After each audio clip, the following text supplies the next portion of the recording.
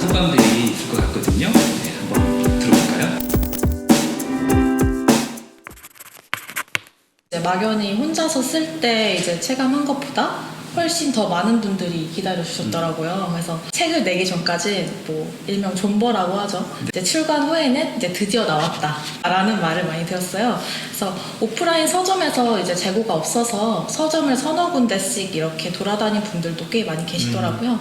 제 입으로 말하기는 조금 쑥스럽지만 무슨 말씀을 하시는 출간되자마자 중세를 찍고 지금 3세까지 찍었거든요. 그쵸. 네, 그래서 이런 경우가 진짜 많지 않은 것 같아요. 최근에 나왔던 그러니까요. 시집들 중에서. 알라딘 시 분야에서 베스트셀러도 되고 1위입니다. 네. 본인의 입으로 이렇게 자랑을. 이번 기회 아니면 할 그게 없기 때문에 사랑받고 있는 이유를 생각해 보자면 아마 저희 독자분들의 눈이 밝으신 게 아닐까. 네, 참 많은 고심 끝에 정했는데요. 요 밤의 팔레트라는 제목과 이 쨍한 파랑 이렇게 보여주는 거죠. 이런 컬러와 제목이 좀 더 많은 분들의 취향을 저격한 것 같아요. 그리고 특히 요 시인의 말이 마음을 울렸다는 시를 이제 처음 마주한 날을 떠올려 보면은 이제 손 안에 작은 새가 잠들어 있는 기분이에요. 그래서 사실 제가 감각하지 못하는 아주 어릴 때 찾아왔을 수도 있다고 생각을 해요. 시가 되게 어릴 때부터 이제 10대 시절 내내 매일 일기를 썼거든요. 이제 15살 때 처음으로 소설을 썼어요. 시가 아니고 소설이요? 네, 처음엔 소설로 시작을 했어요. 그러고 보니까. 그래서 그 소설로 상을 받았는데 이제 자우림의 낙화라는 노래를 소재로 한 글이었어요. 그 노래가 만만치 않은 노래. 의미심장한, 그래서 다른 친구들은 되게 밝고 이런 희망적인 노래 할 때 저는 이제 낙화다. 이렇게 해서 그때 담임쌤께서 너는 이미 작가다. 그렇게 말씀해주신 말씀이 아직도 생생하게 남아있고 연교시에도 책 읽고 야자 시간에도 책 읽고 이러다 보니까 제가 시를 받아낼 수 있는 몸을 만들도록 트레이닝이 된 것 같아요. 그래서 그리고 본격적으로 시를 쓰기 시작한 거는 이제 21살 때부터예요. 그래서 확실히 이제 진로를 정하기까지 굉장히 많은 우여곡절이 있었어요. 공무원 준비도 해봤고요. 네. 정말 했으면 큰일 날 뻔했던. 어느 날 이제 내가 이 세상에 왜 왔을까? 나의 본질은 뭘까? 그때부터 무거운 질문이 들어왔구나. 그 공무원 준비하면서 생각이 든 거였어요, 사실. 이거는 내 길이 아닌데 뭔가 나는 사실 다른 걸 좋아하는 것 같은데 어렸을 때 내가 글 쓰는 걸 좋아했지. 시를 쓰겠다 다짐을 했고 그때부터 이제 아침에 눈 뜨면 이제 꿈을 되게 많이 꾸는데 그 꿈을 메모를 하고 지하철에서 시를 되게 많이 썼어요. 그리고 밥도 안 먹고 잠도 안 자고 시 쓰고. 대담에서 잠깐 본 적이 있는데 지하철에서 이렇게 시를 쓴다는 게 그게 가능하구나. 근데 그게 한두 문장 정도가 아니었던 것 같아요. 그 지하철 안에서 완성된 시들이 굉장히 많습니다. 하루 종일 진짜 시에 미쳐가지고 시 생각만 하고 집에 돌아오는 게 시 쓰고. 그러다가 그러면 진짜 아까 새라고 표현을 하셨잖아요. 네. 그렇게 손 안에 완전히 들어온 어떤 느낌으로 이렇게 감각이 됐던 때는 언제? 그게 되게 생생해요, 그 경험이. 아직까지 되게 신기한데 뭔가 초현실적인 느낌이라고 해야 될까요? 네, 어느 날 이제 제가 학교 다닐 때였어요. 이제 집에 가려고 버스 정류장에 서 있었는데 이제 사람들이 이제 모두 내리잖아요. 내리고 사람들이 이렇게 치고 지나갈 정도로 가만히 서 있었던 날이 있었어요. 왜 그러냐면은 갑자기 이제 눈앞에 펼쳐진 모든 풍경이나 그런 사물들이 말을 이렇게 거는 듯한 모르겠어요 왜 그랬는지. 그래서 그냥 뭐 보도블록이나 가로등이나 뭐 쓰레기 더미나 그런 간판이나 이런 것들이 갑자기 저한테 싹 뭔가 스며드는 느낌? 그런 모르던 감각들이 이렇게 하나둘 이렇게 열리는 기분이 들어서 제가 오히려 사물이 되고 조용하게 사물들은 이제 사람이 된 것 같은 그런 경험이 있었습니다. 처음에 제가 이제 이 원고를 받고 읽으면서 가재가 무지개가 나타났다 였잖아요.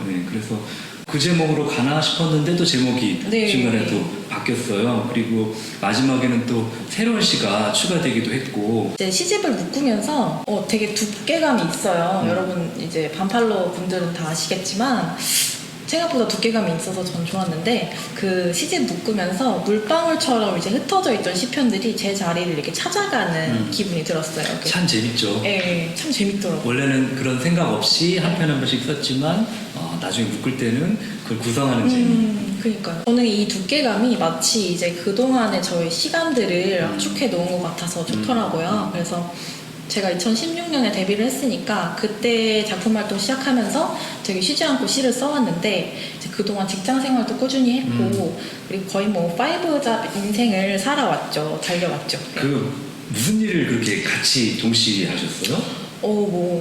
그 학원에서 아이들을 가르치기도 했었고요. 그 다음에 마케팅 팀장이기도 했었고요. 네, 뭐 사진도 했었고 과외도 하고 뭐 강의도 하고 뭐 네. 어쨌든 그 담고 싶은 시들의 미련이 남기보다는 저의 어떤 그런 한 시절을 한 권의 책에 모두 담아냈다라는 그런 벅찬 마음이랑 후련함이 좀 더 컸던 것 같아요. 그리고 아까 무지개가 나타났다 그 가제 말씀해 주셨는데 그 시가 이 시집의 마지막 시 제목이에요. 사실 이거는 시집을 엮으면서 기획했던 의도랑 맞닿아서 이게 가볍게 가제로 해두는 것인데 사실 제가 기획했던 의도가 살짝 말씀해드리면은 이제 작은 물방울들이 모여서 커다란 구름을 만들듯이 그리고 희미한 빛들이 모여서 어두운 귀퉁이를 밝게 비추듯이 그리고 무지개가 나타날 때를 기다리면서 몸을 숨기고 있듯이 갑자기 연설처럼 세상에 없던 빛을 이제 나누고 싶었어요. 그래서 지금 보니까 뭔가 이 밤의 팔레트의 숨은 제목 같기도 하다. 사실 여기 1, 2, 3부로 세 가지 부로 나눠져 있는데 이제 1부는 물방울 그리고 현재 그리고 2부는 빛 그리고 과거 3부는 무지개 미래 이렇게 구성을 했었어요. 시집을 묶으면서 각 부의 제목들이 이제 괄호 안에 숨겨뒀지만 어제, 오늘, 내일 이런 언어와 호흡들 그리고 이제 흩어졌다가 다시 모였다가 다시 각자의 자리로 돌아가잖아요. 그런 근원적인 물이나 빛 이거를 상징적으로 좀 배치를 했어요. 그리고 마지막까지 정말 시를 추가하거나 순서를 이제 수정하는 등 그런 엄청난 집중력을 불태워봤는데 사실 아무래도 첫 시집은 의미가 깊잖아요. 그러다 보니까 좀 더 신중하게 살펴봤기도 하고 제가 워낙 마음에 들 때까지 저를 몰아치는 편이어가지고 저희 담당 편집자분이 이민희 팀장님이 계세요. 그 팀장님이랑 이제 피드백을 주고 봤는데 그 말하지 않아도 알 수 있는 찰떡 케미 이제 티키타카라고 하죠. 그 순조롭고 근사하게 이제 완성된 것 같아서 네, 너무너무 감사하고 감격스럽습니다. 거울의 신이피에 나는 지나칠 수 없는 색깔 입 밖으로 뱉으면 썩기 시작하는 약속 모래밭에 이름을 적다가 부러진 나뭇가지 두 손을 모으지 않고도 빌 수 있는 기도 광장 한가운데 분수처럼 솟아오르는 입맞춤 새들의 농담에도 웃지 않는 신호등 뒷걸음질 치다 밟은 햇빛의 발 페인트 칠이 덜 마른 기침 눈 마주칠 때마다 멈춰서는 시계 해가 뜰 때까지 천천히 젓는 호박죽 누군가 기다리는 13월의 생일 인사를 건네려고 펼친 손가락이 욕이 되는 곳에서 나 같은 사람이 둥글게 모여있는 곳으로 순한 머리들은 점점 감정을 가지게 되고 세상이 오돌토돌하게 보이기 시작하고 점점 타원처럼 불룩해져서 찌그러진 침묵이 되어가고 안으로 몸을 말면서 단단해지고 둥글게 살자는 말을 멀리 굴려보내고 용기를 한 올씩 모아 빗자루를 만들지 닮은 뒤통수는 오리라고 불리고 우리는 이렇게 정수리로 숨을 쉬고 한 번쯤 당신의 어깨를 치고 지나갈 수 있다면 이곳에서 뒤를 돌아보는 건 당신의 머리 하나. 이 시를 쓸 때의 마음의 상태? 혹시 그 시절의 분위기? 되게 화가 난 상태였어요. 오. 좀 분노가 있었던 상태였고 그냥 이 세상에 대한 분노가 아닐까. 좀 이렇게 둥글게 살자. 좋은 게 좋은 거지. 그렇죠. 이런 것들을 되게 싫어하거든요. 네, 그래서 투쟁. 그게 투쟁. 투쟁. 그래서 용기를 모아가지고 빗자루를 만들고. 네. 다 그런 건 아니지만 시를 읽다 보면 방에서 이곳에 없는 누군가한테 그런 데 있잖아 뭐 이렇게 하면서 말을 좀 건네는 그런 목소리를 듣는 기분이 들기도 하거든요. 그 타원에 가까운에 보면 뭐 저는 뒤에 해설에도 잠깐 언급을 했지만 제가 좋아하는 구절 잡초, 멍청이, 잡초, 돌연변이 뭐 이렇게 불리는 애인과의 어떤 애틋한 슬픈 그런 사랑의 이야기가 좀 떠오르기도 하고요. 시를 쓰면서 그리고 시집을 엮으면서 누구를 좀 많이 떠올리셨는지 그 얘기를 한번 듣고 싶어요. 만약에 한 사람의 이미지로 좀 이렇게 설명을 한다면 어떤 이미지라고 볼 수 있을까요? 방 안에서 이제 홀로 누군가한테 이야기를 건네는 것 같다는 말씀이 되게 마음에 와닿는데요. 시를 쓸 때는 정말 이 혼자만의 그런 정지된 시간 속에 들어가는 것 같아요. 어떤 세계의 끝, 폐허와도 같은 곳에서 이 세계를 향해서, 그러니까 저희가 살고 있는 오늘에게 이제 편지를 보내는 느낌이 들었어요.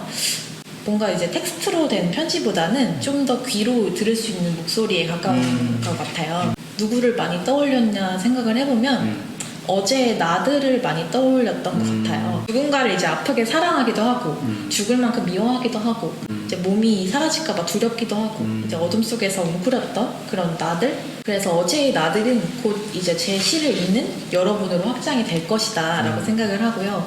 그리고 우리의 삶은 모두 다르지만 어떤 한 사람의 마음에라도 이제 울림을 줄 수 있다면은 이제 그건 이미 누군가의 이야기가 됐다라고 생각을 합니다. 그 트위터에 보면 야호 대한민국 4대 빈 원빈, 현빈, 조빈, 강혜빈 네 4대 빈이 되셨는데 기분이 어떠신지? 대한민국 4대빈이 되는 날이 오다니 정말 감개무량하고요. 모두 일명 반팔러 분들 덕분이 아닌가 싶고요. 그 반팔러 네. 그 기원이 어디예요? 기원이요? 제가 만들었어요. 사실 제가 아까 물어봤었거든요. 여기 들어오기 전에 예. 반팔러가 도대체 어디서 나온 거냐 본인이 만드셨다고. 근데 네. 이게 되게 익숙하게 느껴져요. 제목을 잘 지어서 그런 건가? 반팔. 탁 달라붙더라고요. 맞아요. 입에 잘 붙어요. 그리고 이제 정말 이 SNS에 많은 분들이 이제 밤의 팔레트에 대한 감상을 나눠주시고 이제 제 이름을 많이 불러주셨어요. 사는 동안 많이 버시고 건강하셨으면 좋겠고요. 들숨의 건강, 날숨의 재력 네 얻으셨으면 좋겠고요. 특히 제가 이제 등단하기 전부터 혹은 이제 갓 등단했을 때부터 지켜봐주신 분들이 정말 큰 힘이 됐고요. 제가 여러분한테 용기가 되고 싶은 것만큼 여러분도 이제 저한테 용기가 되어주시고 있다는 말을 꼭 하고 싶었습니다. 아유, 용기를 주고받고 있네요. 그래서 파랑은 이제 제 자신을 나타내는 상징적인 컬러인데 이제 뭔가 너무 차가워서 데일 수도 있는 그런 드라이 아이스처럼 네 그런 느낌을 주고 싶었고요. 그리고 근데 파랑에도 종류가 되게 다양하잖아요. 과거에 저는 이 밤의 팔레트 표지와 이 제목처럼 뭔가 어둡고 깊은 파랑이었다면 요즘에는 조금 투명한 셀로판이나 유리의 레이어가 각자 자리에서 이렇게 반짝이는 그런 파랑이 된 것 같아요. 유화에서 수채화가 된 느낌? 이제 살면서 종종 그런 생각을 할 때가 있잖아요. 뭔가 나는 남들이랑 다른가? 섞이지 못한 존재인가? 이렇게 생각을 할 때가 있어요. 그런데 우리는 결국엔 다를 수밖에 없죠. 그리고 어디에 있든 늘 이방인처럼 외로운 것도 맞는 것 같고 하지만 이제 누군가 먼저 조금만 손을 이렇게 내밀면은 서로 온기를 나눌 수 있다고 생각을 하고요.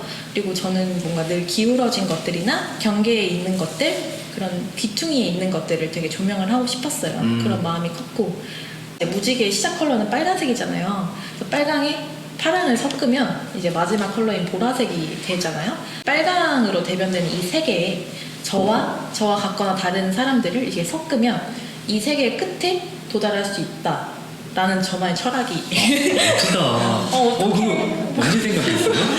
언제 생각했어요? 최근에요. 타원에 가까운 정원을 반바퀴 도는데 2계절 당분간 입에서 풀냄새가 나도 괜찮니? 잘 봐. 기대와 실망을 한 군데에 심으면 얼마나 잘 자라는지. 물은 말에도 잘 베이는 나뭇잎들은 어떻게 초록인지. 구멍난 하루를 걸치고 나서는 산책. 흰 조랑말들의 발자국이 만든 밤은 길었어. 나와 친해진 것들은 하나같이 어두운 곳에서 잘 얼었지. 뾰족한 얼음들을 재워놓고 내가 나인 것을 참아보기로 했어. 칭찬을 한 잔 마시고 싶거든 기다란 혀를 감추고 정확하게 웃어봐. 너의 끝과 나의 끝은 일직선으로 달라질 수 있어. 너무 넓어서 슬픈 정원은 형용사가 될 수 있어. 이별은 한마디의 음절만 가질 수 있어. 우리를 한 군데에 심으면 누구부터 시들까? 아무렇게나 자란 마음에게는 차가운 물이 좋아. 소심한 게 아니라 섬세한 거야. 같은 시옷인데 우는 얼굴이 더 깨끗하지. 너를 절반만 이해하는데 내 계절. 나의 위와 너의 아래를 묻고 기다리자. 완전한 우리가 될 때까지. 우리의 애칭은 늘 그런 식이지. 잡초, 멍청이, 잡초, 돌연변이. 이 시를 또 아마 좀 선택하신 이유가 있을 것 같은데 이제 사랑을 하고 이별을 하는 과정이 뭔가 타원에 가까운 그런 정원을 계속 이렇게 산책하는 기분이 들었어요. 연애를 할 때, 사랑을 할 때 내가 나인 상태로 존재하는 게 저는 가장 좋다고 생각하거든요. 서로 이렇게 개별적인 존재로서 이제 만나야지 건강하다고 생각을 하는데 서로가 되고 싶어서 슬픈 마음으로 쓴 네, 시입니다.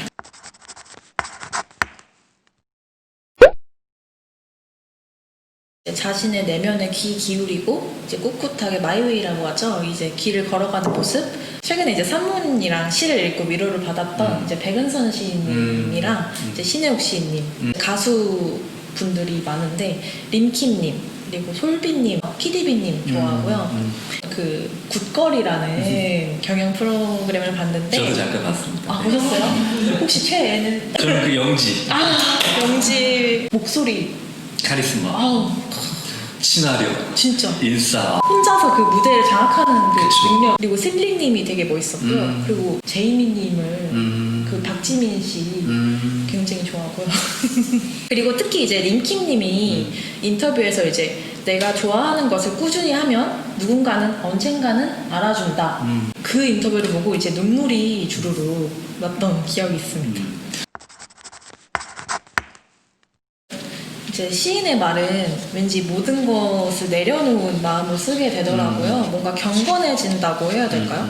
그 옥상에서 떨어지기 직전의 시간들이 머릿속에 이렇게 스쳐가면서 수많은 말들이 이제 빛을 이루고 결국 하나의 점으로 귀결되는 느낌이었어요. 그래서 울고 싶을 땐 울고 힘껏 사랑하자 이 말이 그 용기라는 그 하나의 단어로 이렇게 남아서 써주신 것처럼 죽음에서 사랑으로 건너온 어떤 한 인간으로서 어떤 준비를 마친 것 같다라고 생각을 했고 이제 옥상 아래로 내려다보던 그런 시간들은 이 시집 속에 잠들었다. 저는 사실 미워하는 사람이 생기면 사랑하려고 노력해요. 아이고 사실 이 밤의 팔레트라는 제목이 어두워서 잘 보이지 않는 것 같아도 분명히 뭔가 자신만의 색과 빛을 가지고 그곳에 있거든요. 저는 이 세계에서 내리고 싶을 때가 많지만 사실 마음속에 굉장히 사랑이 넘치고 우주 대평화를 꿈꾸는 그런 사람이에요. 제가 미움에 대해서도 많이 생각을 하는데 미움도 사랑이 있어야지 할 수 있는 거라고 생각하거든요.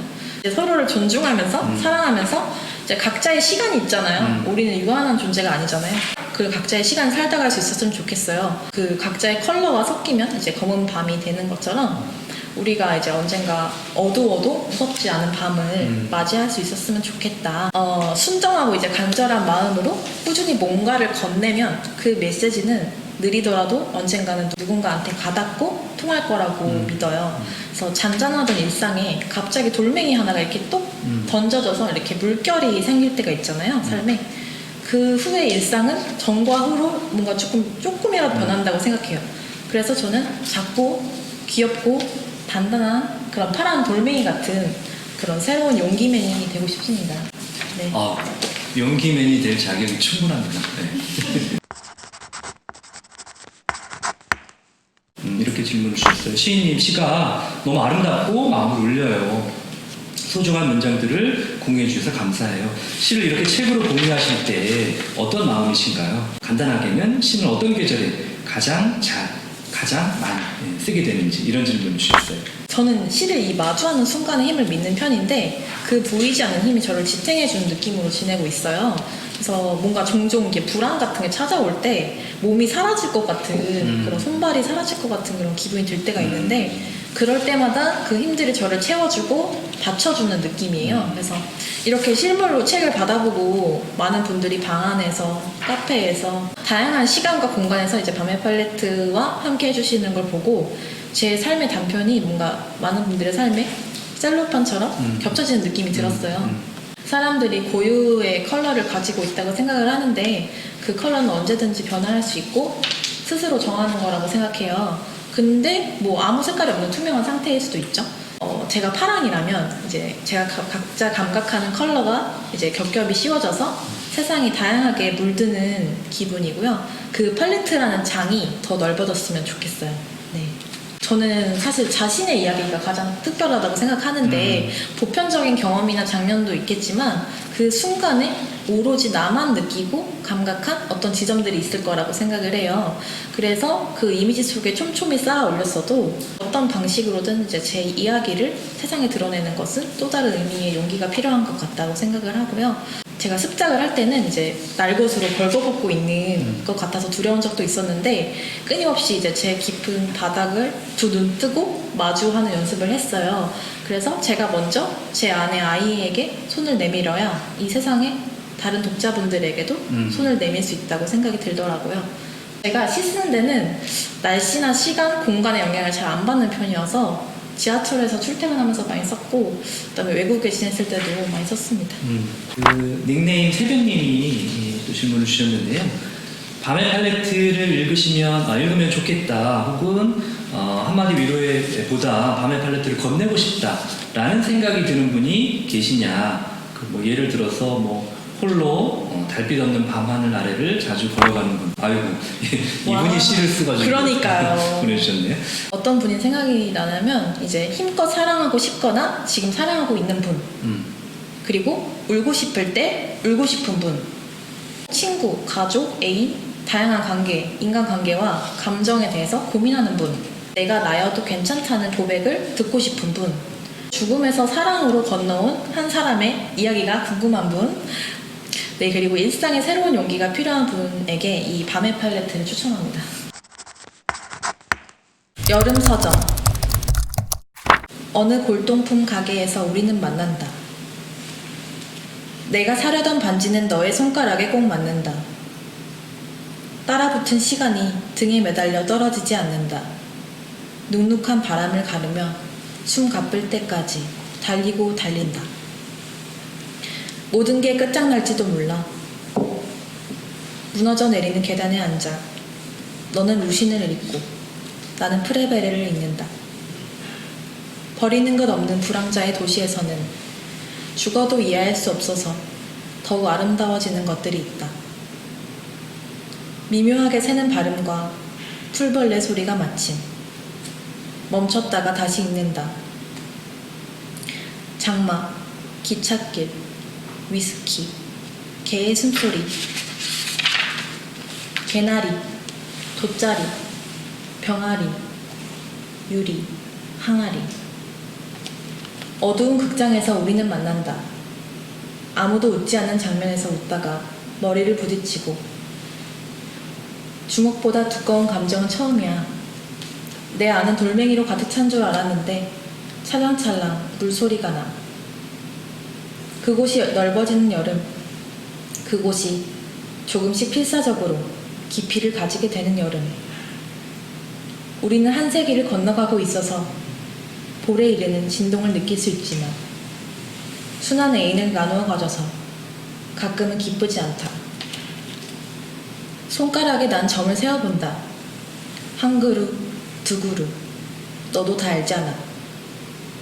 눈부신 여름 안에서 다만 조용한 사랑이 지속되었다. 브로치 같은 비밀을 가슴에 달 때마다 초록색 혓바닥이 돋아났다. 플라타나스처럼 무성하게 쏟아지는 햇빛. 오랜 시간 동안 같이 해주셔서 너무 감사하고요. 오늘 강혜린 시인에게는 정말 의미 있는 아마 잊지 못할 그런 시간이 됐을 것 같고 여러분께도 그런 시간이 되었으면 하는 그런 바람을 가져봅니다. 사실 저희 둘은 며칠 전에 처음 만났어요. 처음이었어요. 오늘 두 번째 만나. 그래서 정말 여러분 아마 어색하실 텐데요. 끝까지 봐주셔서 너무 고맙고 감사하고 그렇습니다. 제가 사실 처음에 뵀을 때는 첫인상이 되게 좀 냉랭할 줄 알았거든요. 근데 그때 처음 만나고 나니까 잘 되게 웃으시더라고요. 그래서 오늘은 이 라이브의 마지막으로 강희빈 시인의 시원하게 호탕한 웃음 들으시면서 마무리하는 걸로 하겠습니다.